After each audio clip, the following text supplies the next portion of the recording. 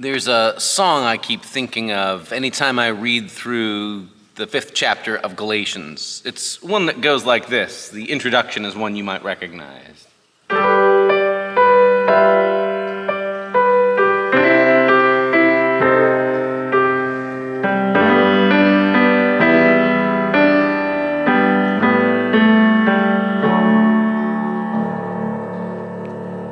Yeah, that's not a hymn of the faith, is it? That's Desperado by the Eagles. But it turns out one of the most insightful lines I've ever heard about the real nature of freedom, and maybe an insight into Christian freedom, is found in this song that I want to invite us to think about as our entry into the 5th chapter of Galatians here on this session of Freed for Love.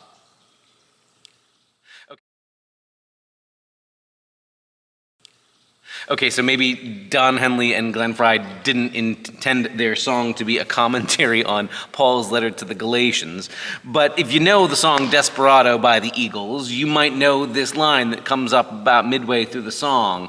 And freedom? Oh, freedom, that's just some people talking. Your prison is walking through this world all alone.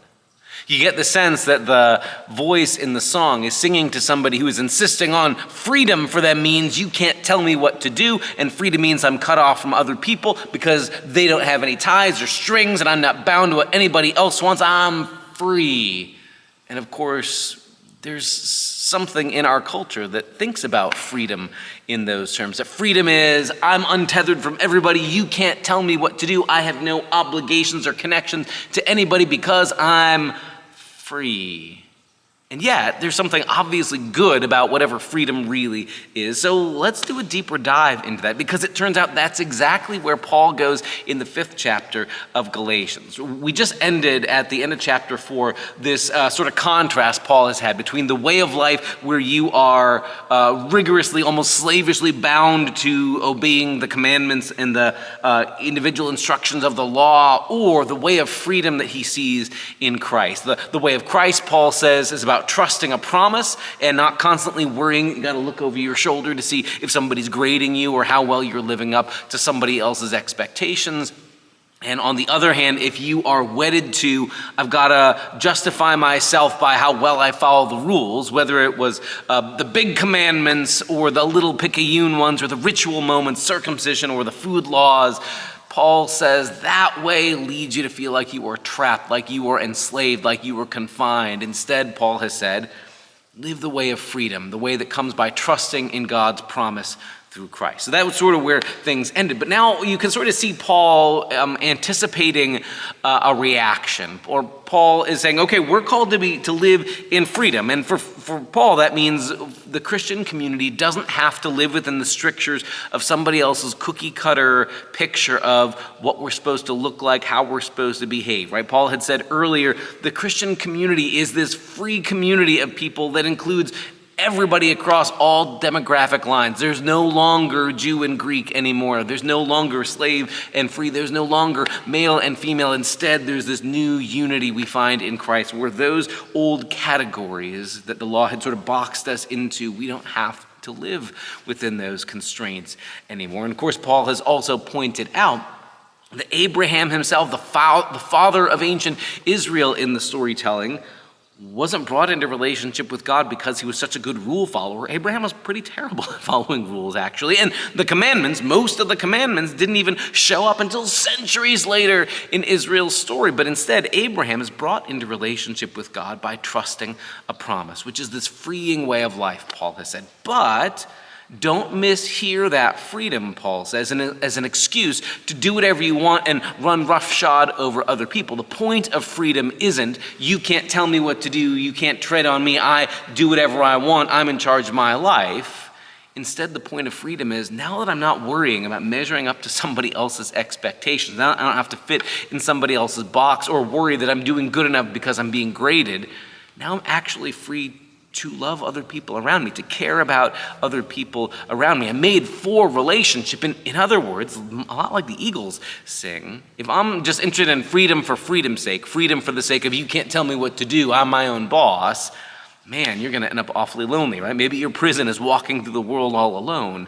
What real freedom is always a freedom for. How am I brought now into relationship with other people?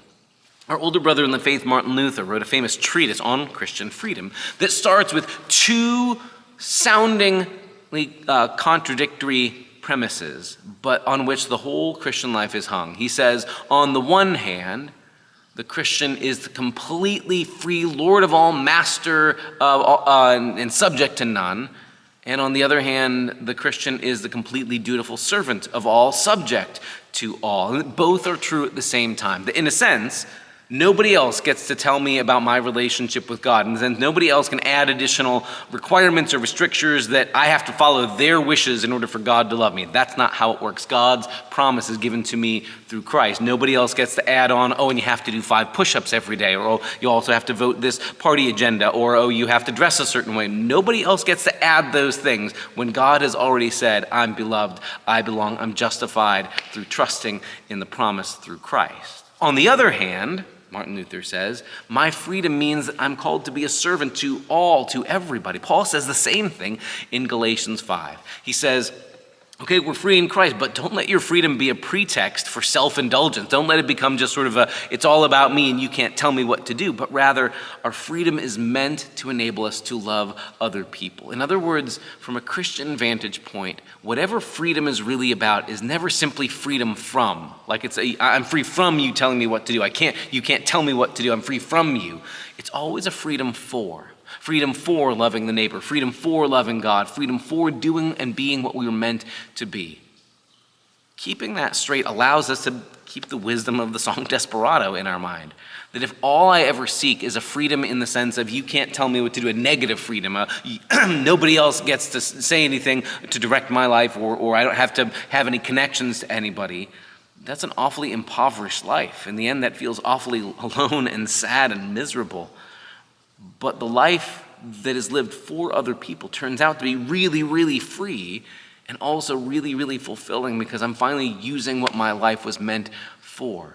It could well be that freedom is just some people talking and your prison may be walking through this world all alone.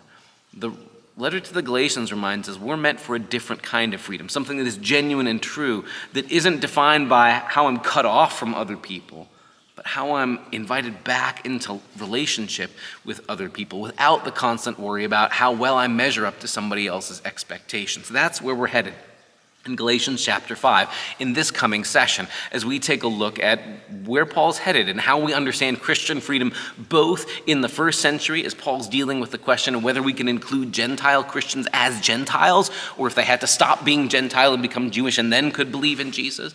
And then also maybe what does it look like for us to be people who care about real freedom, genuine freedom, freedom in Christ in the 21st century? Join us for that conversation. Be with us at 1 o'clock on Thursdays here at Community of Christ, or if you can't make it in person, catch up on it online with these video session summaries as well. We hope that you'll join us for these conversations and discover for you what it means to be free in Christ.